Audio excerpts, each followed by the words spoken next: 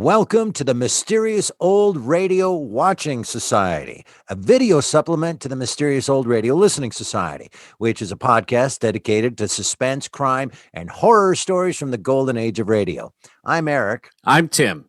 And I'm Joshua. We love mysterious old radio shows, but what about mysterious old television shows based on mysterious old radio shows? Do they stand the test of time?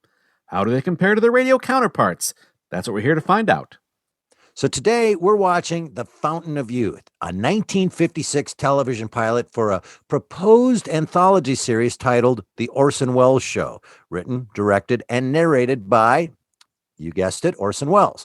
Although the show wasn't inspired by a specific radio series, Welles' biographer Joseph McBride believed the pilot was intended to inaugurate a series of short stories Welles would narrate and direct in the first-person singular style of his Mercury Theater on the Air and Campbell Playhouse radio series, but with his innovative radio techniques adapted for the visual intimacy of this newer medium.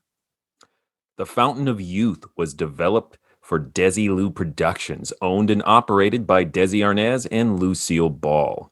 Arnaz gave Welles complete creative control, but limited the production period to a 5-day shoot, famously telling Welles, "I am not RKO. This is my Babalu money." Actor Rick Jansen, in his memoir Scrapbooks of My Mind, recalls Arnaz visiting the set. By the third day of shooting, a somewhat hyper and very nervous Desi would pop onto the stage in a spiffy sport jacket and black and white wingtip shoes every 2 or 3 hours, smiling as broadly as he could and call out, "How's it going, Orson?" Welles, without looking up from whatever he was doing, would dismiss him in an offhand way. "Fine, Desi, I'll see you later." According to Jansen, the 5-day shoot turned into 8.5 days, resulting in a half-hour pilot that was nearly $5,000 over budget. The script was based on the short story Youth from Vienna by John Collier, first published in The New Yorker and later collected in his short story anthology, Fancies and Goodnights. At the time, Collier's dark and quirky stories were in high demand. On the radio, escape and suspense produced classics like Evening Primrose and Wet Saturday. Alfred Hitchcock Presents, one of early television's most successful anthology series, adapted 5 Collier stories during its 7-year run, including Back for Christmas and De Mortiis. Orson Welles was clearly a Collier fan too. His treatment of Youth from Vienna is very faithful to the author's original story, making only slight alterations to accommodate Welles' experimental use of still frames and rear projection. Later in life, Welles reflected on the techniques he used to create The Fountain of Youth and its significance within his body of work. He wrote, "It was based entirely on back projection. There was no scenery. We just took the props from the prop department and put them behind the screen and a few little things in front. It was entirely ad-lib. And of course, it's the only comedy I've ever made on film. I used to do an awful lot of comedy in the theater and radio, but in film, I've always been pretty solemn." Although Rick Jansen acknowledged Welles' inventiveness as a director, he vowed to never work with the auteur again, citing Welles' rudeness and maniacal exactitude. Jansen would go on to star in the popular 1960s television drama Combat, dutifully keeping his promise to admire the works of Welles strictly from afar. In contrast, his co-stars Joy Lansing and Dan Tobin both made appearances in later Welles projects. Lansing played Zeta, the dancer who dies at the end of Touch of Evil's acclaimed opening tracking shot, while Tobin had a small role in Welles' long unfinished final film, The Other Side of the Wind. Sadly, Tobin, like many actors in the cast, died before the film was completed in 2018, 48 years after filming began and 33 years after Welles' own death. Fans of classic television will also recognize many members of the supporting cast, including Nancy Culp, who played the love-starved spinster Jane Hathaway for 9 seasons in the Beverly Hillbillies, and Madge Blake, best remembered today for her role as Larry Mondello's mother on the sitcom Leave It to Beaver. And there's more. And Aunt Harriet in the 1960s Batman series. Welles aficionados will also appreciate a cameo by vaudeville star Billy House, who appeared as the checkers-loving druggist in The Stranger and an uncredited role as construction foreman in Touch of Evil. The Fountain of Youth was one of 10 television pilots developed by Desilu in 1956. The networks passed on every single one of them. 2 years later, Arnaz sold The Fountain of Youth as a standalone film. It was aired September 16th, 1958 on NBC's Colgate Theater, winning a Peabody Award. As was often the case with Welles' work, its artistic merits were recognized only after its initial failure. And now let's watch The Fountain of Youth from the ill-fated, award-winning The Orson Welles Show, filmed in 1956 and aired in 1958. It's late at night and a chill has set in. You're alone and the only light you see is coming from a flickering television set. Watch the images dance across the screen, listen to the sounds coming from the speaker, and let the glow surround you.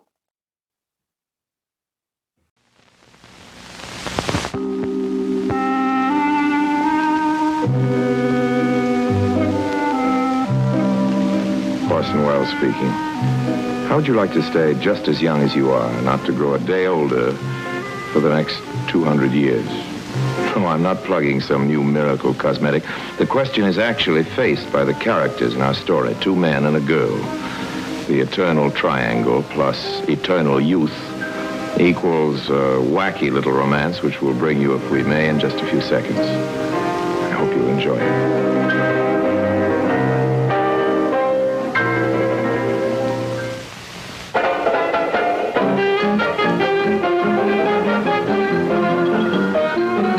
Of youth. Back in the 20s, Dr. Humphrey Baxter was hailed as the discoverer of the scientific fountain of youth. But wait, let's start off with a girl in the case. Here she is. This, of course, is Caroline Coates, the world-famous actress. Well, actress is a word some of you may question, for she was not strictly speaking an actress at all. Caroline was simply one of those creatures who stands for something greater than talent, greater than beauty, and who is universally adored. The privileged few, of course, adored Caroline at close range, if you'll excuse the expression, in the flesh. One of these was Alan Brody, the tennis champion. Here he is. Now, science tells us that men of this type fall quickly and painlessly in and out of love. Others, like Dr. Baxter, here he is again, are men born for one passion only, at the most 2, a passion for their job and for one woman. They never give up. Men of this type frequently devote themselves to science, and if they're interested in certain functions of the glands, this often takes them to Vienna. Wait a minute, we're getting ahead of ourselves. Before going to Vienna, Humphrey Baxter spent an evening in New York. His friends, the Morgans, took him to the theater to see a show which was also very indirectly concerned with the glands. Humphrey leaned forward in his seat. The moment passed unnoticed because everyone else in the theater also leaned forward. Do you happen to know that girl? He asked his friends. Why, Humphrey, they said. How would people like us ever get to know anybody like Caroline Coates? Humphrey realized that it needs only 2 or 3 introductions to bridge the gap between oneself and anyone anywhere in the world. So he asked everyone he knew, stating his purpose very clearly. And sure enough, not long after that, there he was in fashionable Long Island, talking to Caroline Coates. He found her amazingly ignorant of the immense importance of recent scientific research. And you can imagine the effect of this gaunt, gauche young man lecturing a popular idol of 23 on the ductless glands.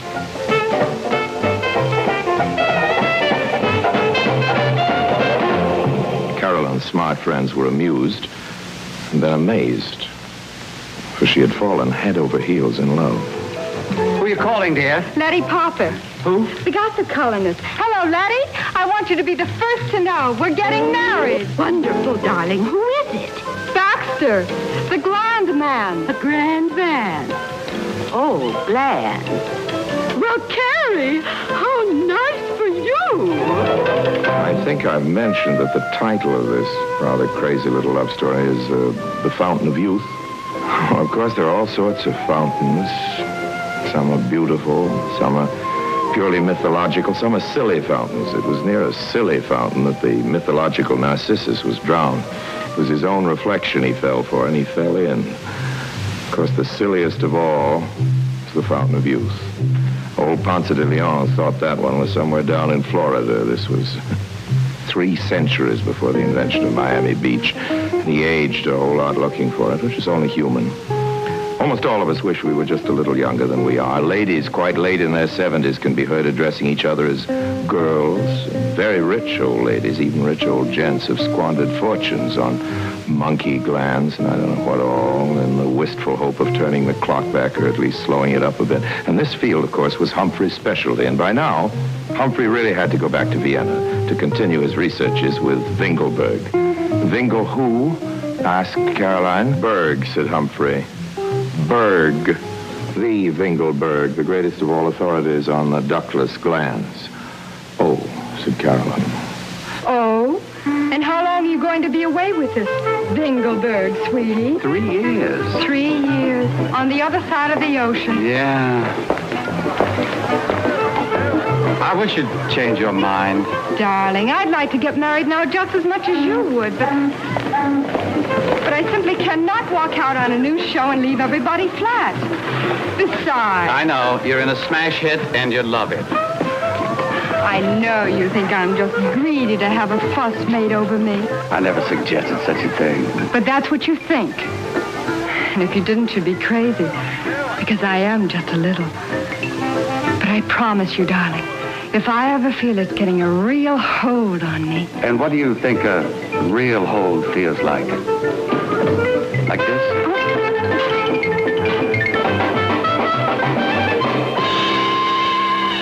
Humphrey's boat sailed, and Caroline was more idolized than ever. Of course, everyone expected her to fall in love, but first year passed, second year passed, third year wore on, and Caroline was still faithful. And there were 2 excellent reasons for this. She was so extremely fond of Humphrey, and she was so extremely fond of herself. And when the 3 years were over, Humphrey Baxter was on the boat, and the boat was docking. Now, for weeks, he'd had a picture in his mind of how she'd looked, and since this was in the 1920s, he'd costumed her in silver fox and violets. On the landing dock, he saw plenty of fur and flowers, but no sign of Caroline. Only 2 people were there to meet him, the Morgans. "Welcome home," said Mr. Morgan. "Where is she?" asked Humphrey. No answer. "Well, come on, where's Caroline?" Still no answer. "Was she sick?" He said no. Miss Coates wasn't sick. The truth was, she'd fallen in love. Humphrey closed his eyes. He might have been asleep or dead. Who is he? Well, it all happened so quickly, just a week or so ago. Who is he? Alan Brody, the tennis champion. Yeah. National singles 8 times. The last 6 years in succession. Yeah, last 6 years. Oh, he's terrific. Popular idol. You mean like Carrie? He's a beautiful creature, Humphrey. He gives people the same sort of thrill that Carrie does. The 2 of them as a couple. Oh, you'll just have to wait till you see them together. I can wait. Humphrey was good at waiting, but in New York, it's seldom necessary to wait very long for anything, and he ran into the ideal couple very soon in a restaurant. Look, here comes the lovers. What lovers? He lovers Orson Welles. Hey, darling. Oh, Humphrey. Alan, you know Dr. Baxter. How do you do?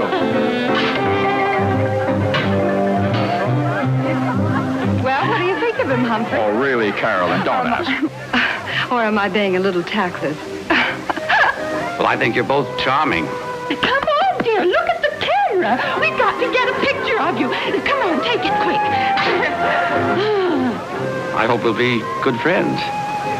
After your honeymoon's over, you must bring your young man around and see me. We'd love to. It won't be for 2 months at least. I can wait. And Humphrey did some more waiting. Did a great deal of it, a great deal of thinking while he waited. And then just before Alan and Caroline were due back from their honeymoon, Humphrey called up a man named Morgan. Morgan speaking.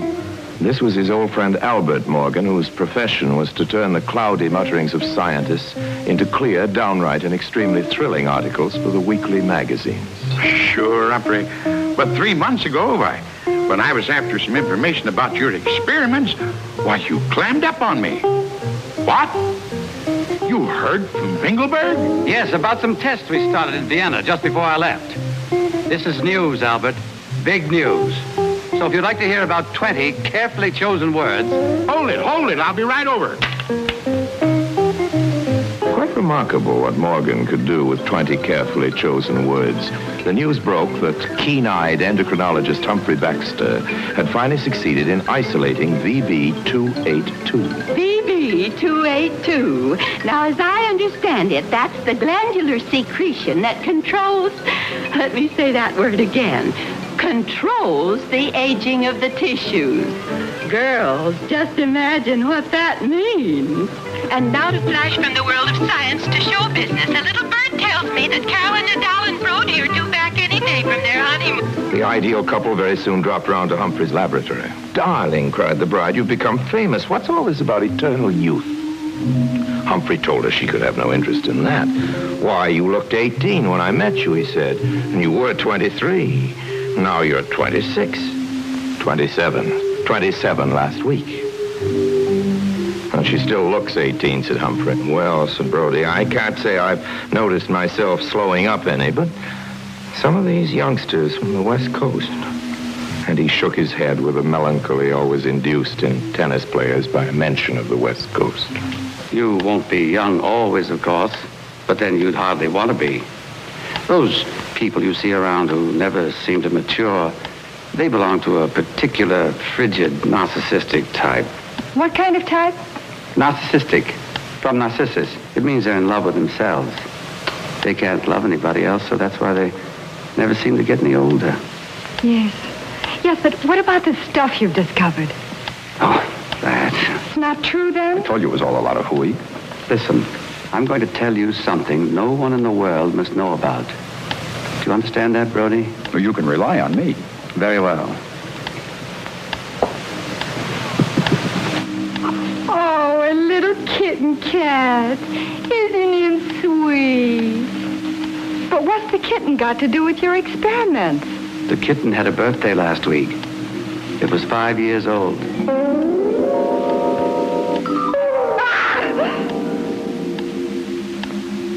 It's a dwarf or a midget or something. It's as normal as any kitten you ever saw in your life. But what'll happen to it? Will it go on forever? Will it go off bang or crumble into dust or something? Almost surely heart failure. But only after 60 years of glorious youth. That's 200 for a human being. I went to Vienna exactly 3 years and 4 months ago. So you see, the kitten part is Winkelberg's discovery. But they said in the papers it was human beings. I was helping him adapt it to human beings. And you succeeded, Mr. Baxter? Humphrey. All right, Humphrey. When will the stuff be ready? 30 years or so. It's a question of finding a new source for the extract. To get this stuff, we had to perform an extremely delicate operation, which unfortunately is fatal to the animal we get it from. So you see, it's... What animal? It's quite a common one. Man. Oh. Another source would take years even to test. That's why I swore you to secrecy. Can you imagine the panic that would break out on this planet if people knew there was just some in existence being kept... There is some, then. For the privileged few? Yes. The extract was made 3 times. 3? I took one. And there were 3 to begin with? Well? What about the others? Winkelberg took another one of the 3. He's 68 and as ugly as a monkey. And he'll stay 68 and stay ugly for the next 200 years. Who took the 3rd? I brought the 3rd back to America with me, Carolyn. Life, youth, love. For 200 years. I must admit I nearly poured this away the day I landed. Oh, Humphrey. Oh, but I don't feel that way now that I've met you both. You're such a wonderful couple, and I want you to stay that way. That's why I'd like you to have this if you care for it. Oh, Humphrey. Here you are. For both of you. My wedding present. But you do solemnly swear never to say a word. I do. sounds quite like the wedding service. But of course it isn't. We'll each take half. 100 years apiece. Oh, wait a minute. Hold on. I'm afraid I misled you. Why? You mean we can't take half each? My dear, glands don't understand arithmetic. A half-changed gland won't give you half of anything. No? No, Carolyn. You know, I remember when I first met you, I told you what people were like when certain glands were deranged. You mean those awful freaks? Exactly. There's just one dose in that little bottle. It can be drunk in one gulp. It has a slight flavor, but it's hardly unpleasant. Keep it as a curiosity. It isn't pretty. It's a wedding present. At least it's unique. Thank you, Baxter. Humphrey. Thank you, Humphrey. Oh, it's too wonderful. Really, Humphrey, you shouldn't. Don't you think so?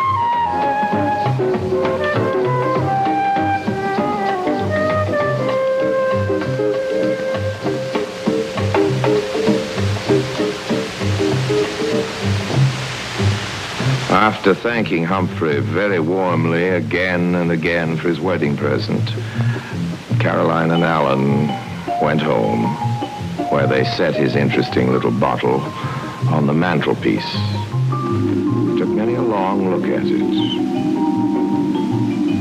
Many a long look at each other.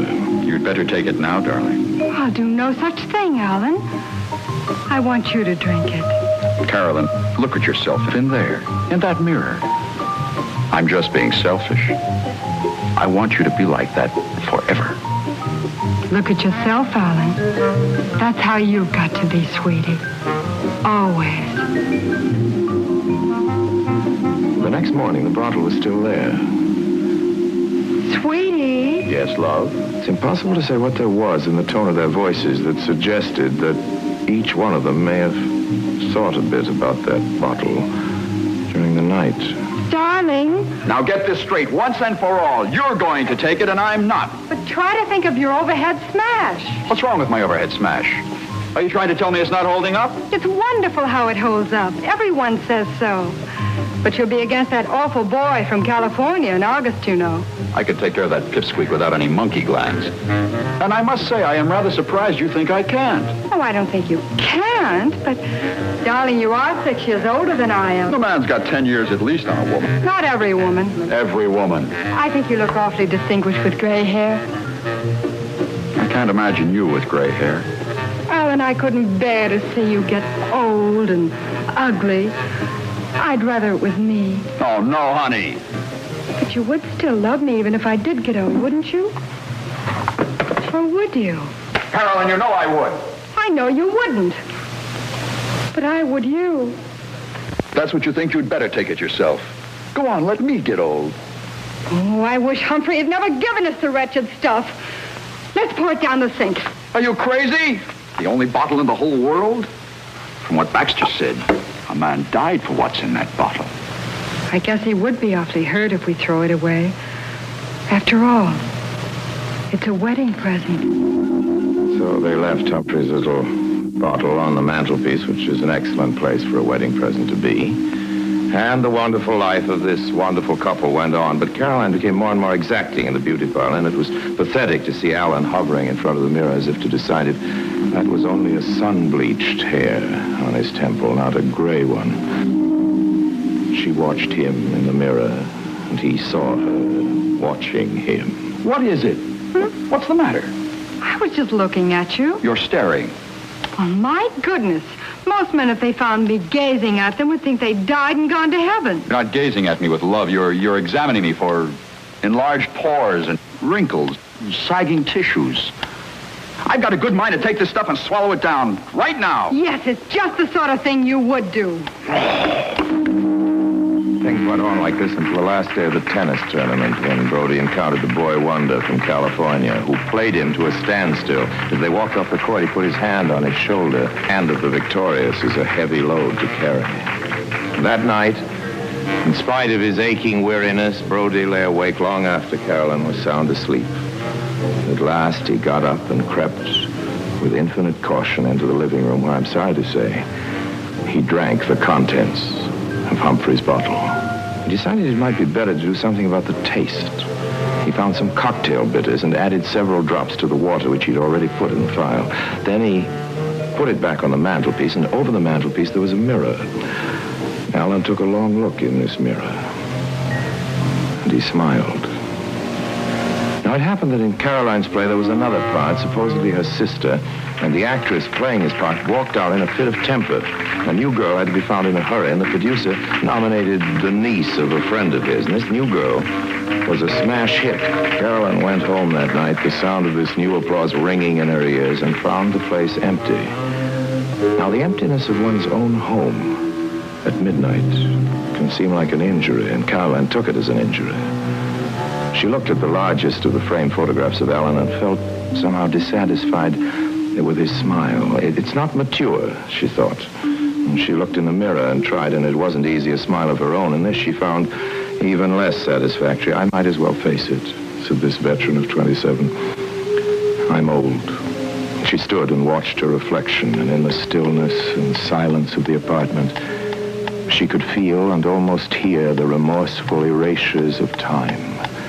Moment after moment, particles of skin wore away, hair follicles broke, splintered, and decayed like the roots of dead trees.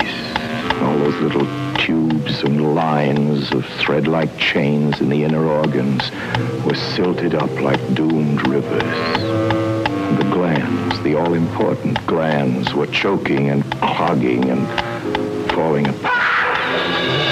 She felt her marriage was falling apart. And Alan would be gone. And life would be gone. So she drank the contents of the little bottle.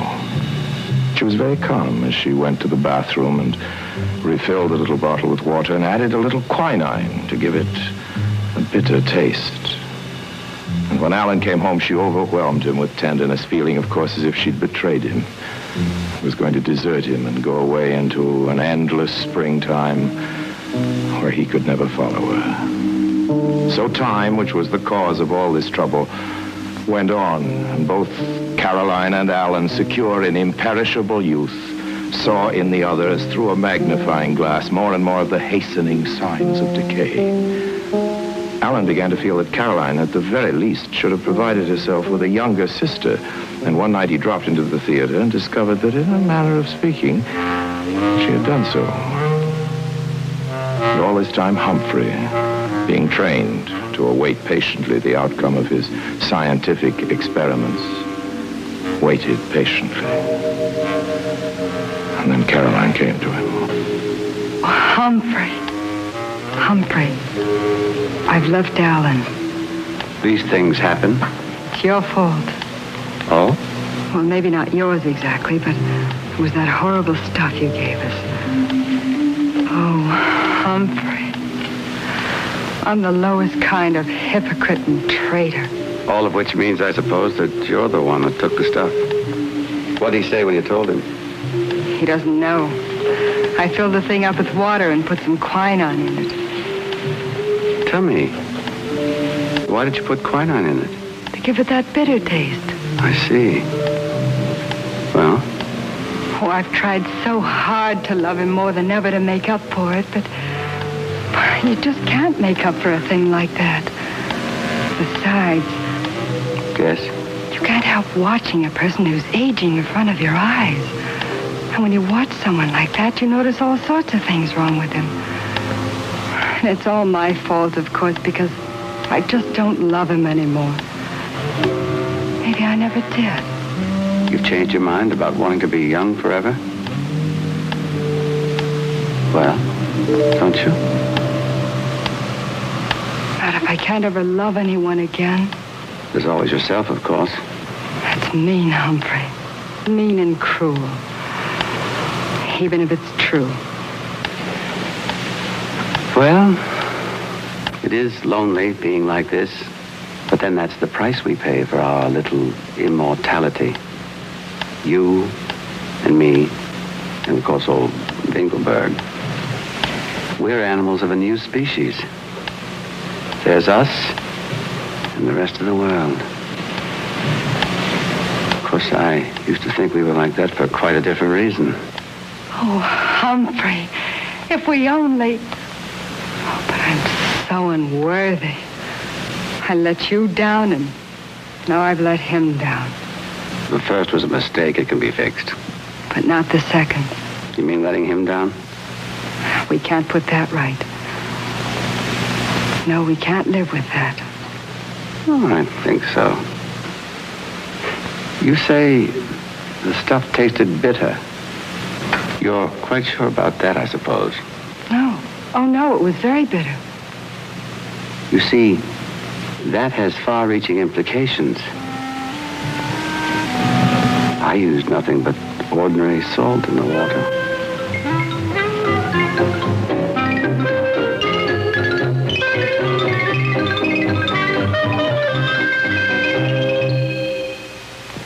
Orson Welles will be back in just a moment.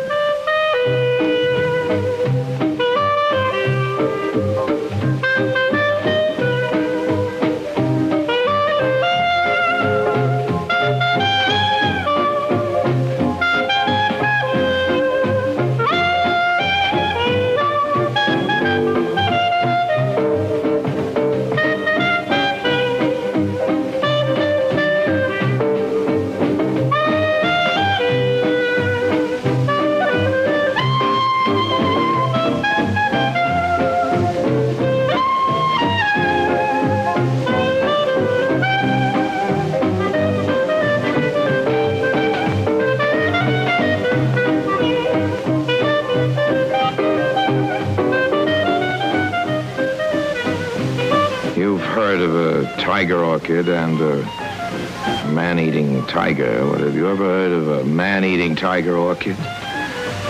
No? Well, we're going to show you one on this program next week. The carnivorous posy is featured in something called Green Thoughts, which is a sort of spook story with a seasoning of giggles. I hope you enjoy it. Till then, I remain, as always, obediently yours.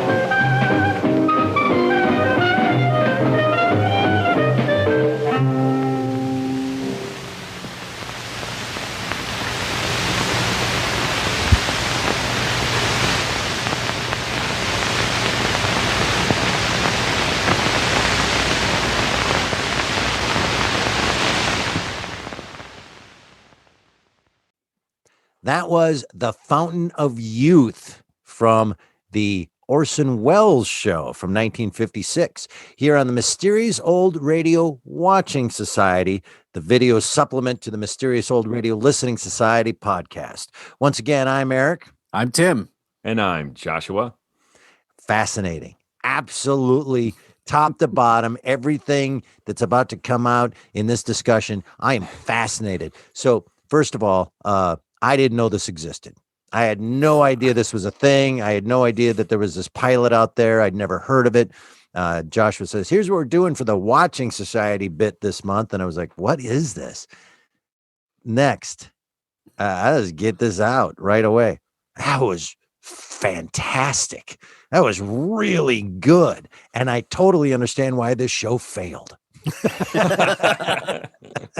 But man, I was like, what is this? Okay. And then it was like, is this never made it to the air because it was so weird in it's the footage of it now and what exists of it. And I was like, what am I looking at? And then it's just so mesmerizing and just so cool and so effective and such a great. And then the story itself is is just fine. It's not, but he's right. It's satire, isn't it? It's not supposed to be scary or suspenseful. And there's such cartoon characters. And anyway, I'm sorry, I've just talked for 15 minutes now. But that was fascinating. Everything about that was fascinating. Yeah, we have talked a few times about Orson Welles and his various personas and the reception to him. And this is the Orson Welles I love, the underappreciated, ingenious underdog. I mean, this is just weird. And why would you do it that way? And I'm so glad you did. Did no one have pants? Why were there so many close-ups? That's how they stayed. They didn't go $10,000 over budget because they didn't have to buy pants. Well, first of all, I want to say Wells is just immediately charming as the host. Mm-hmm. Yep. The eternal triangle plus eternal youth equals a wacky little romance. And we'll be right back. that is a very Orson Welles line. But as mentioned in a recent discussion about the lives of Harry Lime, one of Welles' superpowers is narration. He always strikes this really great balance between intimacy and formality. And as much as I enjoyed the visual techniques of this episode, I could have watched him just do a visual audiobook. Sure. And just done the whole thing. And that is not to say the other actors weren't fantastic in this, but there was something so compelling. Particularly, I'm sure his thoughts were, Joshua could just watch me do just this. I don't need these other people. But his choice to position himself quite a lot at this kind of 3/4 angle to the camera, which allowed him to occasionally look directly at the audience and then to look away. And I thought there was just a lot of moments where his choices of where to make eye contact and not really replicated an actual intimate conversation with a person. Yeah. And again, it's that power of narration. If he had looked straight at you the entire time, it would have been unnerving in a different way, and it would have been more formal and actorly. So but you're it felt saying I personal. should be like over here? Yes. I think that's a really good point, Joshua. You guys are the most compelling you've ever been. Further? Is this better? Perfect. Try it downstairs, Tim.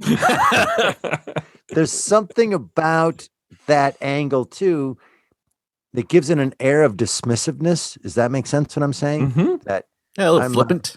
Flippant, yeah. And not in a bad way. I that's hard to say. Usually anything flippant or dismissive is always negative, but there's something ridiculous. But it matches the tone of the words and of the story, so it works. If he were trying to really tell a more dramatic story, then that would have been off-putting, I think. But it matches the tone. Yeah, and for that tight little schedule that he failed to meet and budget he failed to meet, it clips along so quickly. I mean, there's so many little pieces that he put together, to great effect. He somehow managed to use still slides as physical comedy. I'm thinking of the segment. It made me laugh. Leaning forward in their seats. Yes, that. But I was thinking of the one where he uses the actors in conjunction, slides of the actors in conjunction with dialogue that he himself is performing. And it creates these moments of kind of unexpected comedy. But there's a segment where they're discussing the pronunciation of Vingelberg, where he uses these sequential still images of Humphrey over-pronouncing the last syllable of like Berg and Berg. It just, when I do it, it's of course stupid, and I will regret that when I'm going back and editing this. But in the hands of Orson Welles, it was a really funny moment. Yeah, and you wouldn't think to do that. Like, that's what's great about Orson Welles is he's just like, what if we tried this? And he's good enough that he tries it, and you're like, yeah. Not always, but yeah. I mean, and you just hit on, I mean, a lot of Orson Welles' career, but that's the entire premise of his existence. That's the entire premise of Citizen Kane. What if we did this? What if we shot it like this? What if we put the camera here? I mean, that innovativeness is, let's try it. Let's see what happens. That's what War of the Worlds was. What if we just did this entire thing as a radio broadcast and we got what if I didn't read the book? What if I just made this up as I went along? Here's what I think War of the Worlds is about based on the title, like a sixth grader doing a book report the day of. I also love what you said earlier, Eric. If you just watched this and said, like, so what do you think the response to this was? Like, I bet it wasn't aired and then won an award. Like, that's right. Well, that's when we were reading the intro to this. I was like, of course, somebody later looked at this and went, wait, are you kidding me? Look at this. But Peabody. Right. But if you throw this in front of a national audience where you're not niche programming where you're like, okay, we're just getting, like we can do today, we can get to exactly the people. This podcast, for example, you can get exactly the people to be interested in this. When you're saying we have 3 television channels, we got to get as many people involved as possible. Yeah. What kind of programming can we do? What kind of thing will encapsulate and bring in as many people as possible? That ain't it. What he did would have a lot of people going, right? So, of course, it didn't hit. But in today's market, that would have been a huge Netflix hit. People would have discovered it and said, oh, this is really up my alley. Here's the question that I don't know. This is the only one that was ever filmed, right? There were no others. Mm-hmm. Just this. I hate that. I hate when I find that out. That makes me so sad. It's like, oh, you find this old time radio show. God, it's really good. Yeah, only 3 of them exist. Oh, thank you so much for introducing me to that. That's a nightmare. That is an absolute nightmare. But it's this little treasure, though. That way, I do kind of like it, and it's ironic that even you're saying today we can get these things to the exact people who want it. These special people. But I read numerous articles that Paramount technically still owns this, but they've said there's no commercial value in this. We don't care. They just let other people put it on the internet and everything like that. Even today, they're like some old Orson Welles crap. If they made a channel called that, yeah, that would get hits. Very excited to see Jane Hathaway. That made me very excited. It's Jane Hathaway. I screamed that, and then I went back to watching it. That was a highlight. Oh, they're a great couple. I forget the guy's name, Billy House. He's an old vaudeville guy. If you've seen The Stranger, he's one of the highlights of it, playing the druggist. And those two, he has a very improvisational quality when they're bantering back and forth to Humphrey when he comes off the boat. And they're basically just stalling because they don't really want to tell him too much about the fact that Carolyn is hooked up with this tennis player. And it's just perfect. I mean, Orson Welles is a director. He's a great casting director as well, because those guys are just perfect. Yeah, they are cartoon characters. That entire show is a cartoon. There's the one shot.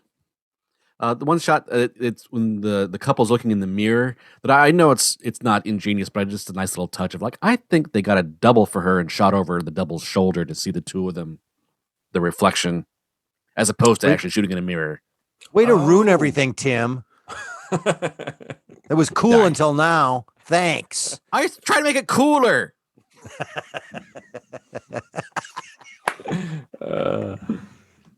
There's another great transition of when they move from the use of still images into a film sequence, and that is where Humphrey and Carolyn are saying goodbye to one another. Humphrey's heading to Vienna. And it moves from still images, and then we see Orson Welles mouth the words, but we hear Carolyn's dialogue, but don't see her. And then it segues to film, and then I thought it was extremely clever. He wants to go back to slides, so he has the paparazzi there, and they're all taking pictures, and the transition back to slides is showing us the picture that the photographers just snapped. And I thought, yep, clever, Orson Welles. You have a future. Yeah, it's the other thing I find fascinating from the intro and the information behind this. I cannot picture Desi Arnaz and Orson Welles hanging out. I can't think. That had to be oil and water, man. Right? Like, just not. That's two different types of people right there. But later, every interview I read that quoted Desi Arnaz, he never said anything bad about Orson Welles. He always said he had a fine working relationship with Orson Welles. Most of the negative stuff comes specifically from Jansen, the guy who played the tennis star, who was fantastic. Really? He was perfectly cast. He just, yeah. He looked like a mannequin come to life. It was awesome. He would have been great in Evening Primrose. Yeah. Another Collier story. Yeah. And I do love Collier. I love the satire. I know it's maybe a little too cartoony for you, Eric, but no, this is not at all. So true to Collier's story. Like, just condensed. It's all it is. Like, absolutely nothing has changed. I don't think Wells wrote a single original line. All he did is cut. Because I read the short story, and it is really, really true to it. And it's just a perfect visualization of it. I just think they have such a similar dark and quirky sense of humor that it was just a match made in heaven. They just mesh perfectly. And it does, Collier's story itself, we've talked a lot about the technical aspects of this, leave you with a lot of questions at the end. Yep. There are a lot of ways to interpret that final line. I mean, I think you're supposed to interpret that obviously he gave them, water with a little salt in it. They didn't receive the actual elixir or secretion. I don't think it actually existed at all. No, I think that was a vacation in Vienna. Yeah, I don't think it was ever invented at all. I think he told all of that's nonsense. The whole thing. I think he went to Vienna to visit Harry Lime, found out he was dead. He brought back some sewer water. Fountain so you don't think youth. There's any truth to any of his studies? He went to Vienna for 3 years just to see if she was faithful. No, I think he went and that it wasn't fruitful, but what he was trying to accomplish, and it was getting all the press of what he was trying to accomplish, but then went to them and went, so I actually did it. I got it. It's done. Do you know what I'm saying? But I don't think it was ever done. I think he successfully kept a cat young. How? Well, that's a question. He just handed her a cat and said, that cat's 98 years old. See? And that was the scene that probably made me laugh the hardest, is her horror movie scream at the adorable kitten. She drops the cat because of its age? Because it's 6 horrifying years old. Unnatural.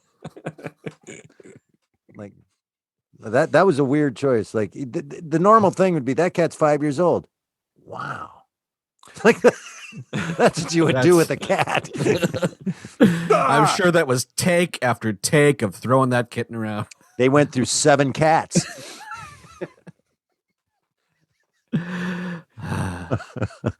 Well, but wait, I'm still stuck on whether there really is any glandular science behind all this. I don't think there is. Vindelberg would have to either be a real person who's in on it, because Humphrey spoke to Time magazine. I'm sure they get Time magazine in Vienna. So if it's all lies, and then Vindelberg has to be a fictitious character, or they created something that works on animals, but they didn't get to the human part, and we have to assume his story about, like, a man had to die to get this glandular juice that I'm talking. Endocrinologists are a big conspiracy. There's no such thing. First of all, don't ever say glandular juice. Second, here's the deal. Follow me now. You've got parts of what I'm saying convoluted. I think that these guys came across something, Time magazine, all of that, and they're like, we're really close to discovering what stops people from aging. However, we're 30 years away from figuring it out exactly, but we've discovered some things, this gland. So I think all that is true. I think Vandenberg, all that we know about the other part of this is he gets those two in a room and secretly tells them, that 30-year thing, not true. We actually invented 3 vials of this and we each took one. I think that's where the lie starts, that yes, they're working on this. And yes, that is a possibility that they're going to discover this thing, but that they had already come up with 3 vials of this. That's the lie, that they're not even close. Do you see what I'm saying? And I think that's the only lie part. Or and then there's only one actual vial because he killed Vandenberg to get his gland juice. Stop it. What did I just say? And this is great. I love that you can decide, it's open enough where the lie begins, because there's also a really satisfying interpretation where he's telling the truth all the way up until he gives them that 3rd vial of glandular juice. And so he actually has taken it, and he's gonna live for another 200 years, and so has Vindelberg. And now that and he has a 3rd one. Yes, and now that she's proven herself, they've gotten rid of Tennis Boy. She can have the 3rd vial after this ends, and it's all and all the lessons learned about aging and the shallowness of that will be thrown away, and she'll get the vial so that he can live with the eternal 27-year-old. Tennis Boy is one of the worst of the Dell superheroes. I thought you were going to say I have that movie, but I think that was a better joke. Good job, Eric. Those mid-60s Dell comic superheroes, Brain Boy. Best of the best. But Tennis Boy should have been up there. Just if you don't know Brain Boy, everybody, his power was he was so smart that he could fly. Anyway. He was smart enough to know that Flying Boy was a lame name, so he went with Brain Boy. Oh my God. So yeah. I just the lie could have started anywhere. It doesn't really matter. He got her. I don't think he's trying to get back together with her. I think him and the cat live forever. Do you find it disconcerting to know that if you take the vial of stuff and you're going to look like this for 200 years, that at around the 199 mark, you're going to my heart's going to give out any second now. You got to spend that last year going, any minute now, the heart's just going to go bam. That's a tough last year. Yeah. But I don't know. Maybe it's from the short story. I think they maybe cut the line. But in the short story, which I thought was a smart line, he says, but hey, that's 200 years from now. We'll probably come up with something else to extend your life before then. Oh. If that helps. I like the detail of just simply saying it's a flavor. Because if someone handed me something like, this has a flavor to it, and it was just salt is the flavor, I would talk myself in like, oh yes, it's got a really sort of earthy bouquet of citrusy dirt rock. Now you just hit into the entire problem I have with fancy beer. Doesn't that have a bouquet of no. That tastes like plants, and I'm getting drunk, and that's what counts. It really tastes of grain rotting here. Right. Exactly. Well, how do we end these things, Joshua? Do we vote on these, or what do we do? We have in the past. I just want to mention one other really great sequence and technical effect is that final image with Carolyn looking in the mirror, where he manages to layer the slides. I mean, again, it's going to be the kind of technology we're totally used to and bored by today. Can do that in a heartbeat and then do it in a much more realistic manner. But the fact that he did that all in a single shot, right, using rear projection, where he presumably did not have to edit at all, is just brilliant. That's not what TV was doing at that time. Right. He's got that Ernie Kovacs innovativeness going on with this show. There has to be some influence between the two of them with this, Yes. You could Thank you for agreeing finally and not just staring at me. All right, I'll vote first. This is classic. This is a beautiful treasure. Thank you for bringing it to me. That was a phenomenal piece of storytelling and editing and performance, and I had no idea what I was going to watch, and it had all the earmarks in the first 20 seconds of being this terrible, weird thing that wasn't going to. It stands the test of time, and it was really cool. And I'm really upset there's not more of them. And this is one of those moments. My love-hate relationship with Orson Welles. So now every time it's Orson Welles with us, I've got to vote also. I either hate this Orson or love this Orson. And so I love this Orson. That was great. Yeah, this is a timeless little gem. Mm-hmm. It is both as classic today as it was then, and as big a failure today as it was then. Like everything that's going to doom this to failure has not gotten any better, and I love it for that. Oh yeah, it's a lost television classic. It's clever, it's funny, it's visually, technically innovative. The performances, which we maybe didn't spend enough time talking about, are uniformly fantastic. Yeah. And again, it's a testament to Welles as a director, a casting director, and an acting director, that everyone is on the exact same page with the material. The intent and style is cohesive across the cast and the direction, resulting in this just perfect blend of two very distinctive voices, Welles and Collier. I mean, it is my favorite episode we have watched so far, and I've really liked the last two episodes. So that's saying a lot. Yeah, it's not like Next Generation where everybody was doing their own show. I'm sure bring it down, Eric. How does this compare to the Next Generation? I mean, the budget's not as high, but the time limits are about the same. Just an opportunity to get that off my chest. Next Generation could have really used some more Nancy Culp.